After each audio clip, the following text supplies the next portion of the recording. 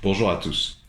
Je veux que un robot traduise pour moi cette phrase française dans toutes les langues du monde ou disponibles sur Internet en utilisant un algorithme, un service de traduction en ligne. Par le passé, je vous ai déjà parlé de ce site, translate.fr. Le seul problème, c'est que j'avais commencé à écrire un robot là-dessus, mais en fait, à partir de 8 cases cochées, ça nous renvoie un message d'erreur. 8 maximum. Moi, je les veux toutes. Donc, j'ai écrit un script que je vais vous détailler. Mais d'abord, je vais vous montrer qu'est-ce que ça donne et ensuite je vous expliquerai son fonctionnement. Mais ce que vous devez retenir, c'est ça, la phrase de départ. Le but, c'est de partir de la phrase là, qui est là, ou la vôtre, et d'obtenir ensuite la traduction dans toutes les langues du monde, quasiment. Alors, je vous montre ce que ça donne. J'avais préenregistré pour pouvoir vous commenter la chose. Là, je lance le robot avec cette commande bashrobot.sh. Il ouvre un navigateur internet, il va directement à cette URL. Il va dans un premier temps sélectionner la langue source, le français. Vous voyez, il va aller là. Il sélectionne le français. Ensuite, il va écrire la phrase source qu'on a choisie. Voilà. Et ensuite, il déroule toutes les langues de sortie. Il va aller cliquer sur la première. Et voilà. Donc là, on a la traduction. Et il va aller cliquer sur cette étoile, puisque cette étoile permet de stocker, entre guillemets, temporairement cette traduction. Et une fois qu'il aura fait ça, il va retourner ici et sélectionner la deuxième langue. Et ainsi de suite.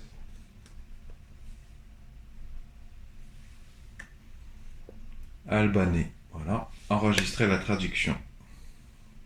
Et il recommence avec l'allemand. Il va aller enregistrer la traduction. Et il fait ça pour toutes les langues. Il y en a plus de 100. Donc je ne vais pas tout vous montrer.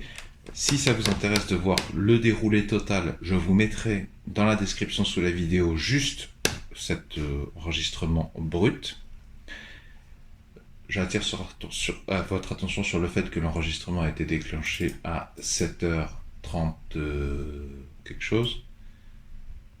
Oui, 7h32. Et alors, donc, je vais aller jusqu'à la fin pour que vous puissiez voir le résultat final.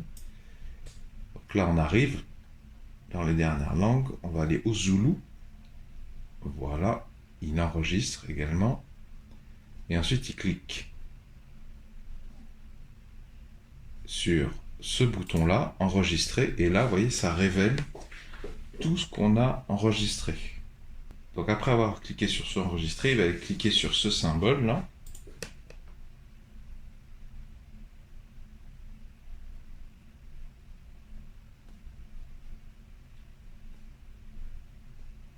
Voilà, il attend un peu pour laisser le temps au document de se charger.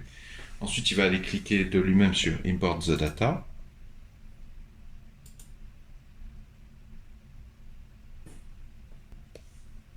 Voilà, il attend quelques secondes pour laisser le temps aux données de se charger.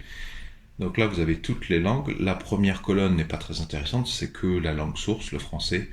Deuxième colonne, ça c'est important, c'est la langue de la traduction qui se trouve en quatrième colonne. Et la troisième colonne, la colonne C, c'est la phrase d'origine. Donc là, déjà, rien qu'avec ça, vous pourrez travailler, vous, fichier exporté, vous pourrez faire ce que bon vous semblera. Moi, dans un deuxième temps, j'ai choisi de copier, de rajouter un bout de code qui va copier tout ça dans un fichier .txt que je stocke sur ma machine. Voilà, donc de lui-même, il va tout sélectionner, mais juste les cases et les colonnes remplies par la commande CTRL-A. Ensuite, il fait un copier et il va coller dans ce fichier qui s'appelle liste1.txt. Et voilà, donc là, c'est pas forcément très digeste, mais vous avez le tableau quoi, enregistré. Donc on est parti à 7h33, il est 7h56, donc 20 minutes. C'est un peu long. Je vous mettrai dans la description sous la vidéo le code. et je vais essayer de l'améliorer avec le temps. Donc vous aurez probablement le script que je viens de vous montrer et peut-être des scripts mis à jour beaucoup plus rapides, j'espère. J'ai quelques idées d'amélioration et d'ailleurs je vous invite à vous manifester si vous-même vous en avez. Donc vous pouvez télécharger gratuitement ce script dans la description sous la vidéo. Je vous mettrai un lien Google Drive, ne vous étonnez pas. Maintenant, pour ceux que ça intéresse, je vais commenter. La première chose à savoir, c'est qu'il est très important en fait d'installer sur votre machine le paquet xdotool. Donc sudo apt install xdotool. Je vais peut-être vous montrer tout de suite la version de ma machine. Je suis sur Ubuntu 18.04.5 LTS.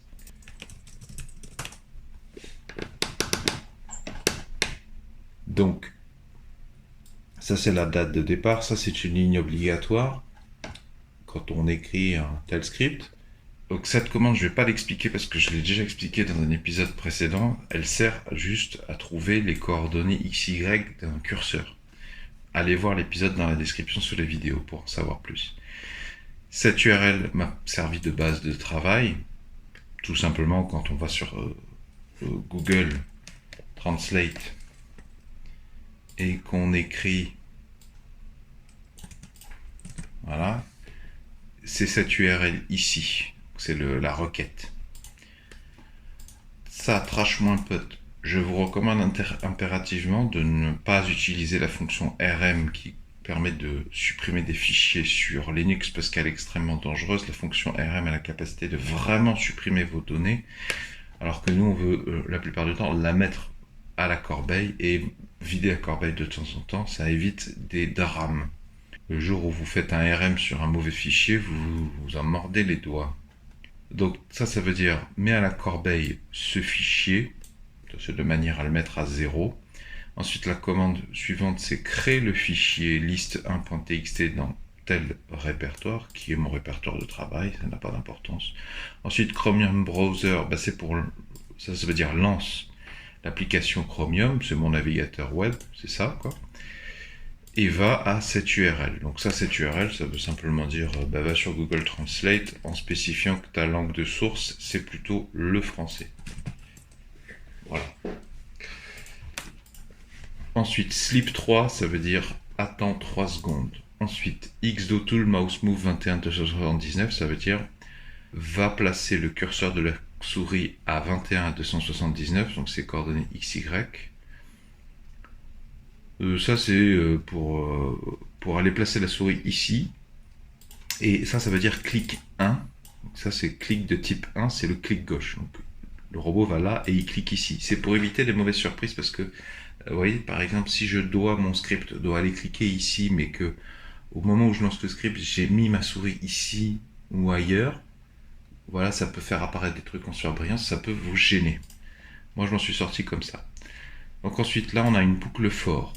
Ça veut dire 4 fois. Tu vas répéter 4 fois l'instruction suivante. Tu fais une pause de 0,2 secondes. Et ça veut dire tu fais la touche clavier tabulation.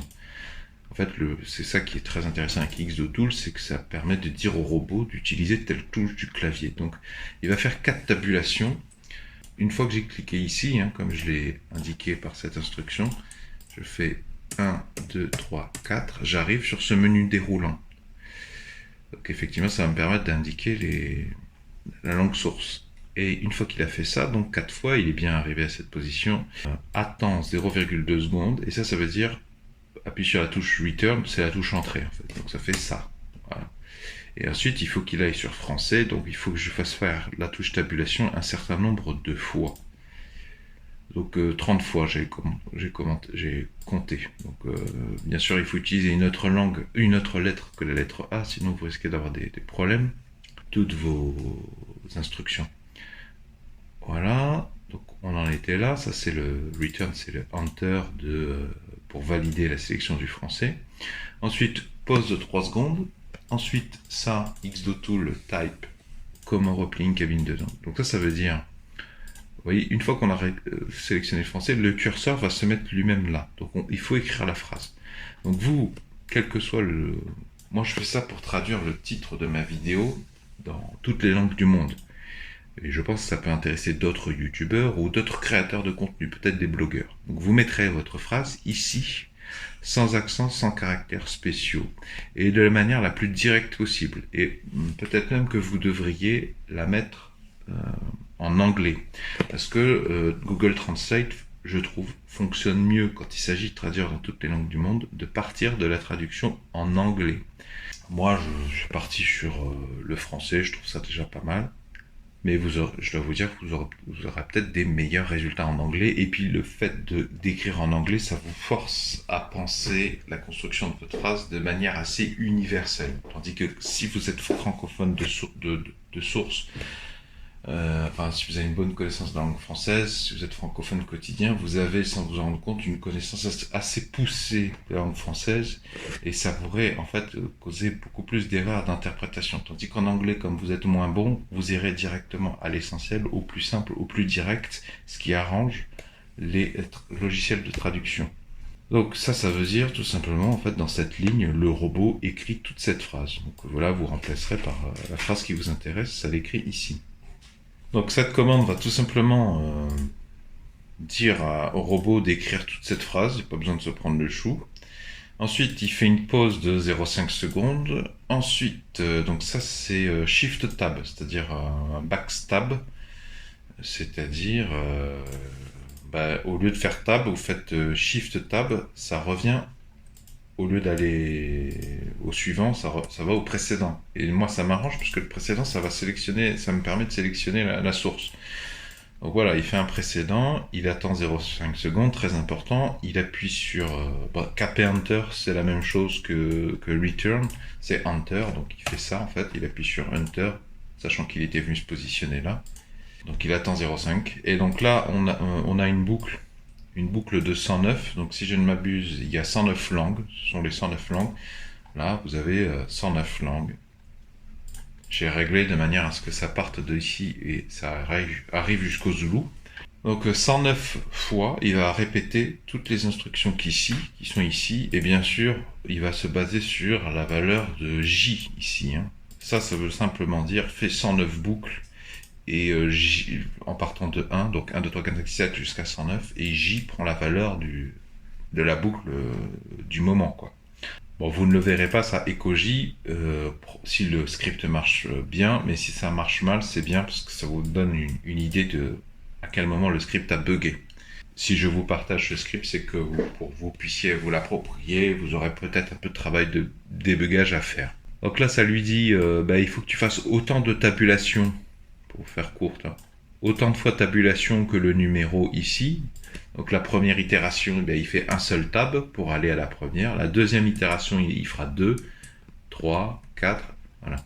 Et à chaque fois, donc, une fois qu'il est allé se positionner sur la bonne langue, ça, souvenez-vous, ça veut dire, attends 0,25 secondes, très important. Ça, c'est Enter. Donc ça valide la langue avec le clavier, voilà.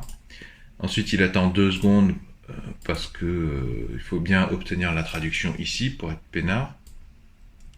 C'est pas instantané. Vous voyez, là c'est pas instantané, donc c'est pour ça que j'attends bien 2 secondes.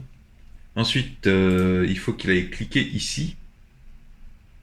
Alors là, j'utilise la fonction mouse move. Je n'utilise pas tabulation, peut-être que je devrais. Mais je pense parce que c'est plus direct. Avec tabulation, je crois me souvenir qu'il fallait que j'en fasse beaucoup. Et du coup, je perds du temps. Donc là, ça veut dire, va mettre le curseur sur ça, là. Bon, ça va les mettre à 1466, 375, et j'ai réglé ces valeurs avec la fonction qui est ici, là, de manière à ce que cette position, ce soit en plein milieu de l'étoile. Et ça veut dire donc attends 0,2 secondes et tu clic 1. Alors avec Xdotool, il y a clic 1, clic 2, clic 3, clic 4, clic 5. Le clic 1, c'est le clic gauche, donc le clic que vous utilisez le plus souvent.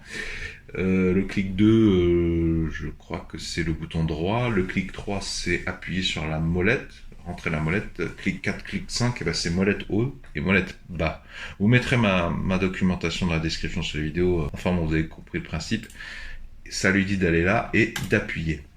Voilà, quand on appuie, en fait, ça crée un tableur, en fait. Voilà, ça vous le met ici, et là, si vous faites exporter, import the data, c'est très intéressant parce que ça vous met à la fois la langue et à la fois la traduction dans la langue. Parce que j'avais fait un robot, avant de trouver ça, j'avais fait un robot où je sélectionnais ça tout simplement en cliquant ici, mais j'avais pas l'information de la langue, ce qui est un peu dommage. Et c'est sympa avec ce service-là. Donc il clique ici, il attend une seconde, ensuite recliquez sur la flèche des langues sources. Oui, en fait tout ça, ça veut dire fait 11 fois Shift Tab. Donc Shift Tab, c'est Tab à l'envers, quoi. Donc Shift Tab 11 fois. Donc, je viens de cliquer là-dessus. Une fois, deux fois, trois fois, quatre fois, cinq fois, 6 fois, 7 fois, 8 fois, 9 fois, 10 fois, 11 fois. Et là, il appuie sur Enter. Peut-être que je me suis trompé, peut-être que c'est plutôt 10. Moi, je visais plutôt ici. Enfin, ça le fait monter là. C'est pareil, le résultat, vous voyez, le résultat que je fasse ça ou que je fasse ça est pareil. Donc, peut-être à améliorer pour gagner du temps. Envoyez-moi par mail vos remarques si vous êtes intéressé par le sujet et si vous êtes penché sur le script et vous pensez avoir trouvé des manières de gagner beaucoup de temps.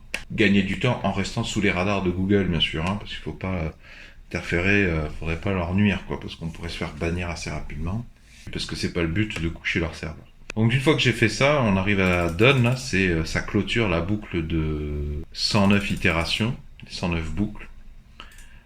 À la dernière itération, il réouvre ça, mais c'est bon, on est fini, on est déjà sur Zulu. Donc, il est comme ça. Ça appuie sur échappe pour fermer ce menu déroulant. Ça clique ici, échappe. Donc, il fait tabulation une fois, deux fois, trois fois. Une fois, deux fois, trois fois. Et là, il appuie sur Return, Enter. Donc ça affiche tout. Là, j'en ai qu'un seul parce que là, j'ai fait manuellement. Et je vous ai toutes les langues. Dans l'inverse de l'ordre chronologique, c'est-à-dire qu'en premier affiche les derniers que vous avez sollicité, les derniers résultats que vous avez sollicité, les dernières traductions que vous avez demandées. Ensuite, il fait 3 fois tabulation, comme vous le voyez là, avec des pauses, et encore return. Donc je vous montre 1, 2, 3, ça vous emmène bien sur ce logo là. Exporté vers Google Sheet, il ouvre. Voilà, donc 2 fois tabulation et return, donc 1, 2, il est bien arrivé sur le bouton bleu. Enter. Et ça vous ouvre ça. Donc là, il n'y a qu'un seul résultat encore une fois, mais à la fin du script, il y en a 109.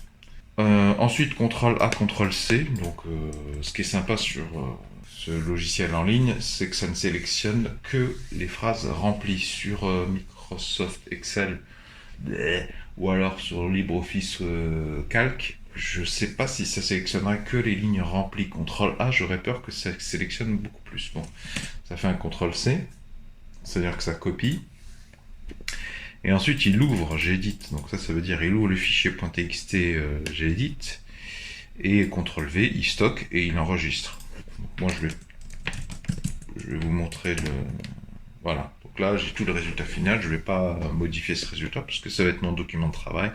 Vous aurez la liberté, si vous le souhaitez, de remplacer vos tabulations par des virgules pour créer le fichier CSV, ou alors tout simplement vous préférez peut-être fichier télécharger, partir là-dessus ou là-dessus, ce sera peut-être beaucoup plus facile. Vous ferez ce que vous voudrez, de toute façon, dans le script que je vous donne, je ne ferme pas ça, c'est-à-dire que vous revenez 25 minutes plus tard, vous aurez peut-être, si vous le souhaitez, ce tableau, ce fichier d'ouvert, vous n'êtes pas obligé de le laisser, hein, il vous suffira d'enlever tout ça, en fait, hein. Et donc vous aurez le résultat de ce tableau avec les 109 lignes, et vous en ferez ce que bon vous semblera. Alors sachez que j'ai un niveau débutant, bricoleur, petit bricoleur de script. Tout ce que je vous ai montré là, c'est des bouts de code que j'ai récupérés à droite à gauche, en accordant peu de compréhension en réalité aux fonctions.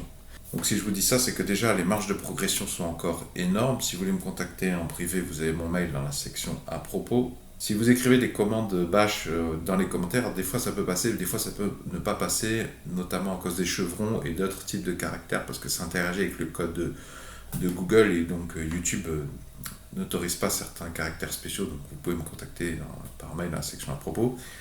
Et deuxièmement, si je vous dis que j'ai vraiment un niveau de débutant amateur, c'est que pour vous dire que si vous êtes impressionné techniquement par ce que je viens de vous montrer, c'est un leurre. Vous vous faites juste impressionner parce que vous n'avez peut-être pas des repères. Il y a beaucoup de choses qui sont nouvelles pour vous, mais en fait, c'est d'une simplicité. Pour moi, ça c'est ce qu'on devrait montrer aux collégiens plutôt que leur montrer des mièvreries genre Cabri, machin. Enfin, une fois qu'on a fait 2 heures de TD avec le logiciel Cabri, on devrait passer sur Bash parce que j'estime que les gamins, ils ont largement le niveau mathématique au collège de faire du Bash. J'espère que ce robot pourra vous être utile. Il a été créé, cet épisode a été créé en ce sens. Si vous appréciez la démarche de partage de solutions gratuites et libres, est-ce que vous pouvez mettre un pouce vers le haut, s'il vous plaît? Pouvez-vous mettre un j'aime? Si vous aimez vous débrouiller un maximum par vous-même, notamment avec des solutions gratuites dans la vie de tous les jours, pour résoudre les problèmes, les besoins de la vie de tous les jours, je vous souhaite bienvenue sur cette chaîne YouTube et je vous propose de vous abonner. Et justement, à cet effet vont s'afficher à l'écran un rond et un rectangle.